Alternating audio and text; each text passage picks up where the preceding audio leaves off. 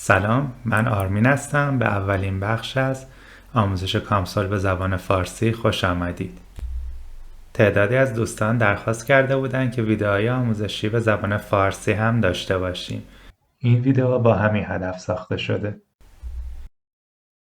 قسمت اول در مورد رسم هندسه و نحوه اجرای کامسول. همچنین قصد دارم که از صفر از پایه شروع بکنیم و تا حدی برسیم که بتونیم مدل سازی های ساده و متوسط رو انجام بدیم. مهمترین نکته‌ای که باید بگم اینه که کامسول فوق‌العاده نرم افزار پیچیده‌ایه و فیزیک های زیادی داره. پس شما نمیتونید تمام فیزیک ها رو یاد بگیرید. شما باید به تعدادی از فیزیک ها مسلط بشید که رشته شماست. به عنوان مثال اگر مکانیک کار میکنید، فیزیک های مکانیک سیالات، مکانیک جامدات، انتقال حرارت یا آکوستیکا باید یاد بگیرید. کسانی که مباحث شیمی کار میکنن فیزیک های مخصوص خودش را داره. کسایی که الکترونیک کار میکنن فیزیک های مخصوص خودشون را دارن. پس به این توجه نکنید که شما همه فیزیکا رو بخواید یاد بگیرید، تقریبا غیر ممکنه، چون که واقعا گسترده است. خب من اگر بخوام از اول شروع بکنم، صفحه‌ای که باز میکنید این صفحه است که میاد. دو تا گزینه داره، مدل ویزارد و بلانک مدل. گزینه بلانک مدل یک فرمت خیلی خام از نرم افزار میده که هیچ فیزیک یا استادی توش نیست. حالا در جلوتر بهتون میگم که فیزیک و استادی چیه. من برای که مشاهده بکنید رو اینا انتخاب میکنم که ببینید چه شکلیه. نکنید این رو که بازش میکنم هیچ چیزی به جز ریزالت توش نیست، ریزالت هم نداره. شما از اینجا مثلا بعد نگاه بکنید ببینید تعداد زیادی هندسه هست. جسم شما چند بعدیه، از اینجا بعد انتخاب بکنید. در واقع ما با انتخاب نوع هندسه است که میتونیم گزینه‌های دیگه، می‌بینید هندسه الان اضافه شد. حالا میتونیم گزینه‌های دیگه استفاده بکنیم، مثلا فیزیک، شرایط مرزی و غیره. شما وارد این محیط نشید چون که پیچیده است. یک گزینه راحت تر داریم. حالا من برای اینکه ببینید چجوری وارد میشم روی فایل کلیک میکنم، نیو را میزنم، برگشت به حالت اول. پس شما نیازی نیست توی بلانک مدل برید، من فقط اونجا وارد شدم که بدونید برای چیه. همیشه روی مدل ویزارد بزنید. مدل ویزارد گزینه‌ایه که اضافه شده، یعنی خیلی سال توی کامسول هست و به شما اجازه میده که به ترتیب هندسه، فیزیک و نوع حلتون رو مشخص کنید. اینجا اولین گزینه‌ای که میاد هندسه‌تونه که به شما میگه هندسه چند بعدیه. من برای اینکه راحت تر باشه اول هندسه 3 بعدی رو انتخاب میکنم. روی هندسه 3 بعدی کلیک میکنم. شما نگاه کنید بعد از اینکه هندسه رو انتخاب کردیم گزینه هایی میاد که چه نوع فیزیکی احتیاج دارید. این recently used، چیزایی که من تازه استفاده کردم. تمام فیزیک هایی که توی کامسول هست اینجاست. به عنوان مثال ACDC مال کسایی که برق کار میکنن، اکوستیکس مال کسایی که مکانیک کار میکنن و خب برقی هم هستن. این کمیکال اسپیشیزه که مال مهندسی شیمیه، الکتروکمیستری که باز هم مال اوناست، خوردگی، مباحث مثل خوردگی و باتری و غیره توی اینجا استفاده میشه. فلوید فلو که مکانیک سیالاته، یک فازی، دو فازی، محیط های متخلخل، سرعت ماخ بالا، FSI همون فلوید استراکچر اینتراکشن و خب انواع فیزیک های داره. هیت ترانسفر که مخصوص انتقال حرارته، انتقال حرارت توی جامد، توی سیال، هر دو با هم دیگه. کانجوگیت هیت ترانسفر، کانجوگیت هیت ترانسفر در واقع میشه حرکت سیال داغ توی یک جسم، مثلا لوله یا یک ایرفویل فرض کنید داشته باشید یا یک فین داشته باشید، سیال حرکت میکنه، اونو گرمش میکنه یا خنکش میکنه و این میگن کانجوگیت هیت ترانسفر. گزینه های دیگه ای هم داره، آپتیکس، پلاسما، رادیو فرکانسی، نیمه رسانه ها و خب مکانیک جامدات که هم استراکچرال مکانیکه که مکانیک ساز است، تیر، ممبران، پوسته و انواع فیزیک ها رو داره. ما میتونیم از توی اینجا انتخاب بکنیم. به عنوان مثال فرض کنید یکی میخواد سالید مکانیک کار کنه، ادا میزنه و میره توی مرحله بعد. ما نمیخوایم وارد فیزیک بشیم، ما فعلا میخوایم روی هندسه کار کنیم. اگر من اد را بزنم نگاه کنید اینجا اضافه میشه و خب من نمیخوام. اگرم بخوام پاکش کنم ریموو میزنم پاک میشه. من نمیخوام برم مرحله بعد، فقط میخوام روی هندسه کار کنم. پس دان را میزنم. من قبلا یه فایل داشتم که بلنکا زده بودم، نمیخوام اون سیو بشه، پس نو را میزنم. اینجا اولین چیزی که باز میشه یه untitled نقطه mph، فرمت کانسول mph. این اسم هم همین اسمه که این بالا هست، ما سیوش نکردیم. اگر سیوش بکنیم هر اسمی که بهش بدیم اسم اینجا عوض میشه. اولین چیزی که باز میشه رو دیفالت روی پیش فرضش هست جیومتری 1 که ما اینجا توی یونیت میتونیم واحدش عوض بکنیم. از گیگامتر داره تا آنگستروم که در واقع قطر اتم، نانومتر این 10 به توان منفی 10، 10 به توان منفی 9 تا پایین. اینچ داره، یارد داره، سانتی متر داره، درجه و رادیان هم داره توی واحدهایی که زاویه هستن. نکته بعدی نوع واحده. این واحده حالا بر اساس SI هستن. ما اگر روی اینجا کلیک بکنیم که همون روت باشه یه یونیت سیستم میبینیم که اگر روش کلیک بکنیم انواع یونیت ها میاد. اگر یک نفر بی بعد کار میکنه میذاره روی نان که در واقع میبینید که یونیت هست شد دیگه، بعد ما نداریم. یکی از SI کار میکنه که دیفالتش روی SI، یکی هست سیستم بریتیش کار میکنه. حالا اصولا تقریبا من تمام جایی که دیدم روی SI میذارم، یعنی روی دیفالتش که SI باشه. و خب واحدش هم اینجا داره دیگه، یعنی شما میتونید فوت مثلا انتخاب بکنید، اینچ انتخاب بکنید، واحدها رو اینجا داره. حالا من روی سانتی متر میذارم و کار میکنم و انگولار یونیتش هم میذارم روی درجه باشه. من اگر روی این فلش کلیک بکنم هیچی گزینه زیرش نیست به جز فرام یونیون. دو حالت وجود داره برای انتخاب هندسه یا روی هر چیزی که توی کانسوله. یکی از مدل بیلدره که روی گزینه راست کلیک بکنید، مثلا من روی هندسه راست کلیک میکنم، انواع گزینه ها میاد. ایمپورت، لایف لینک که در آینده بهتون میگم. لایف لینک قابلیته که شما میتونید یک نرم افزاری که اسمش اینجاست، اتوکد، اینونتور، رویت، سالید ورکس، اینا رو به صورت زنده لینک بکنید به کانسول. یعنی چی؟ یعنی اینکه شما هر تغییری که توی کانسول توی نرم افزار مثل سالید ورکس بدید مستقیم همینجا ظاهر میشه.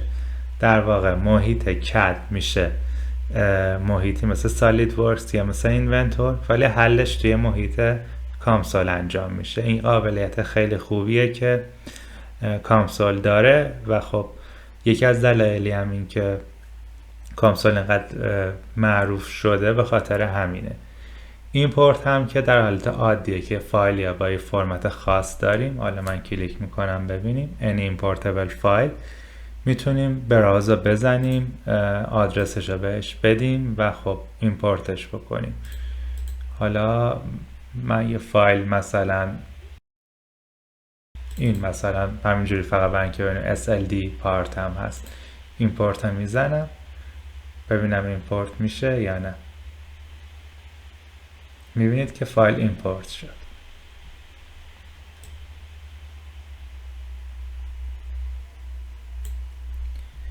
بخوام پاکش کنم راست کلیک میکنم، دلیت هم میزنم و یس. به همین سادگی.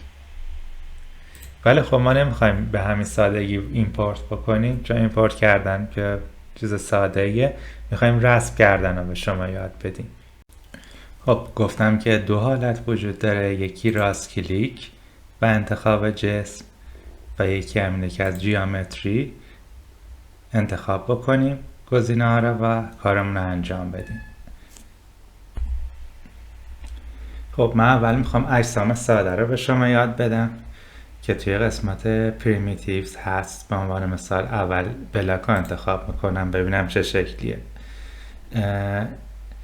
دو تا حالت داره، یکی سایز اند شیپ و یکی هم پوزیشن. اگر سمت راست رو نگاه بکنید ابعاد به سانتیمتر هستن. چرا؟ چون ما توی جیومتری اینجا سانتیمتر گذاشته بودیم.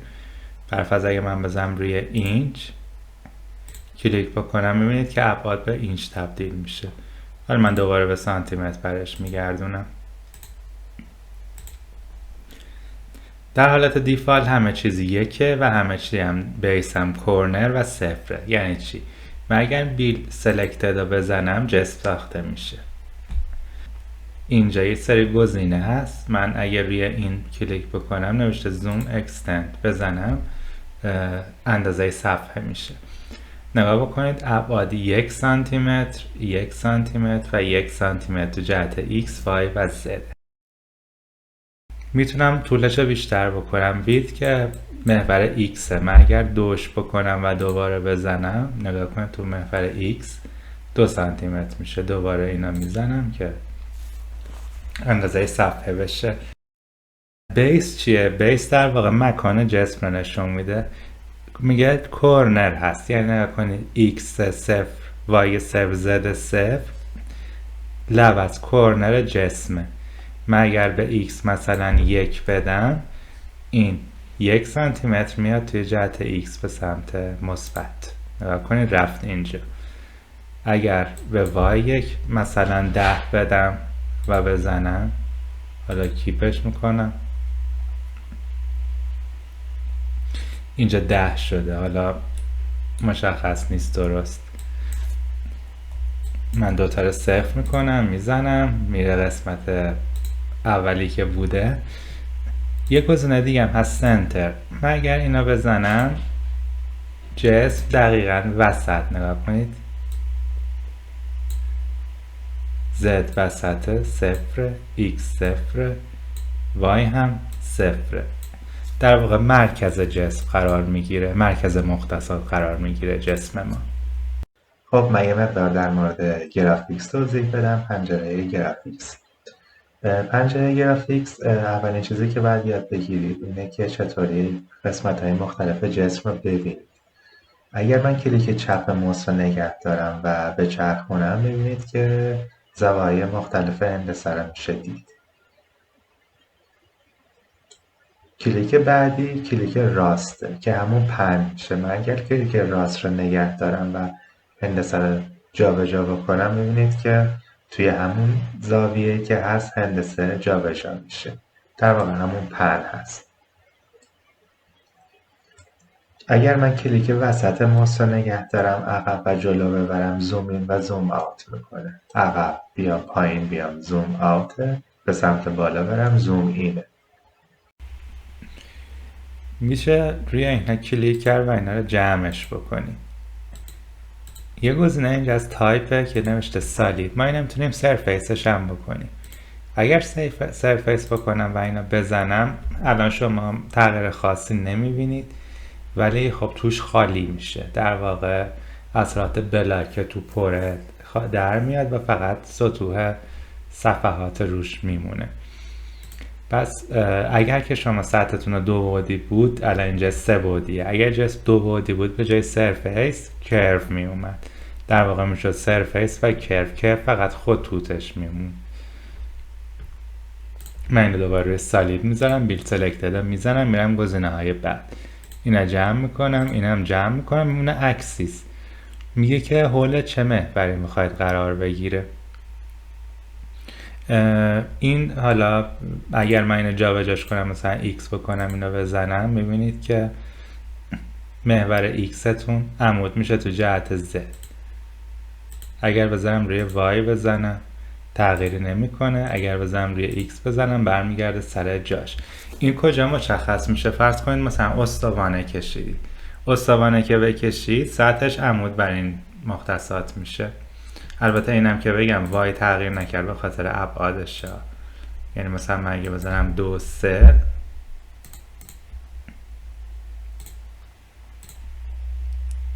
ببخشید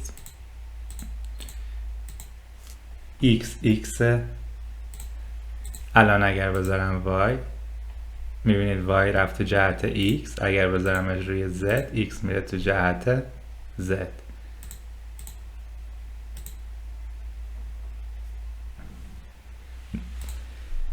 خب برش میگردم سر جای خودش.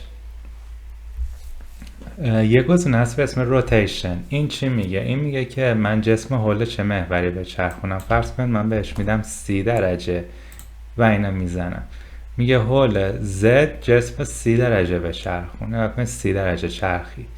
در چه جهتی؟ در جهت XY، یعنی در جهت مثبت. اگر من اینو منفی بذارم خلاف قوانین دست راست میشه، این طرفی میچرخه.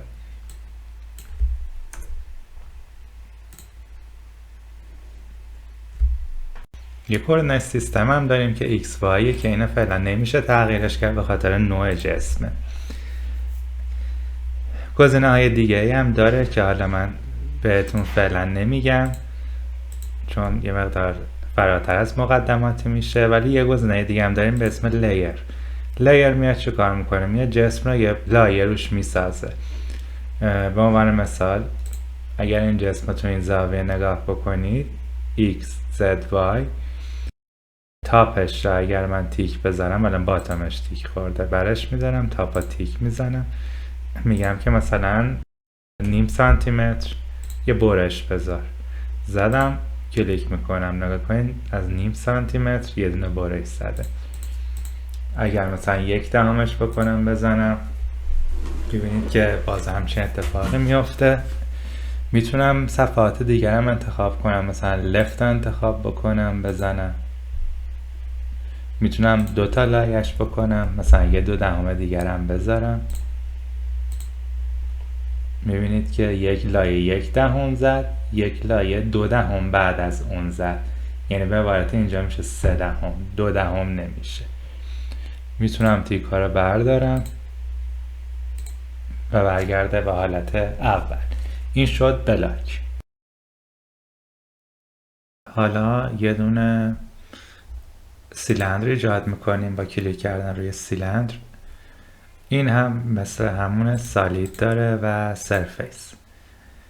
شعاع 1، ارتفاع 1. من این ارتفاع رو مثلا 2 میکنم و بیلدم میزنم، میبینم که این وسط اومده. نگاه کنید پوزیشن فقط نسبت به کف.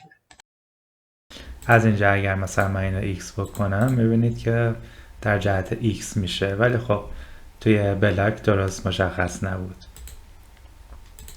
اینو میذارم روی X و اینو میزنم. خب فرض بکنید من میخوام اینو بیارمش بالا. این ارتفاعش چقدره؟ این نیمه. در واقع این به خاطر اینه که پوزیشن ما سنتره و خب این ارتفاعش 1، پس نیم قرار داره، وسط قرار داره. من میام روی سیلیندر، روی Z میزنم، نیم.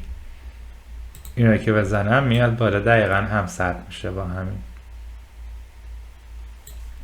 یه گزینه فرام یونیون اینجا داره. این مال چیه؟ شما اگر کلیک بکنید روی جیامتری و بیلد آلا بزنید این قرمز میشه.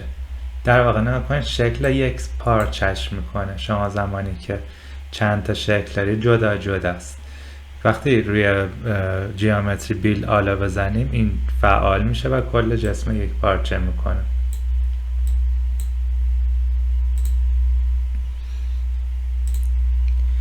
یک گزینه دیگه روتیشنه که البته توی اینجا درست معلوم نیست چون استوان است. من 45 میکنم، این 45 درجه باید بچرخه.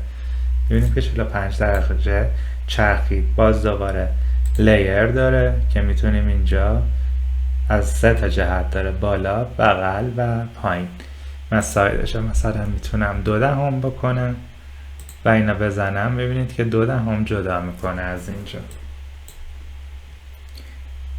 نگاه کنید 2 تا هندسه است. من اگر بیام روی اینجا بیلد آلا بزنم یه هندسه میشه. ما برای اینکه بخوایم اینو پاکش بکنیم برگردیم به حالت اول. از اینجا میتونیم اگر دیزیبل بکنیم که توی این درخت کم رنگ میشه، دیزیبل میشه. انیبلش میتونیم بکنیم. میتونیم من پاکش بکنیم از اینجا. بیل آلا بزنیم برمیگرد. گزینه بعدی دیفرنسه که از همدیگه کم میکنه. به عنوان مثال من میخوام از این بلاک میزان سطح مشترک یا حجم مشترک اینه کم بکنم.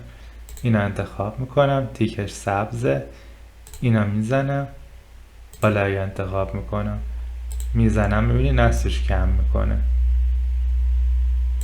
اینم که بزنم این دوتا رو با هم دیگه جا به جا میکنه. نگاه بکنید، کفش حذف کرد. میزنم، دوباره برگرده به حالت اولیه.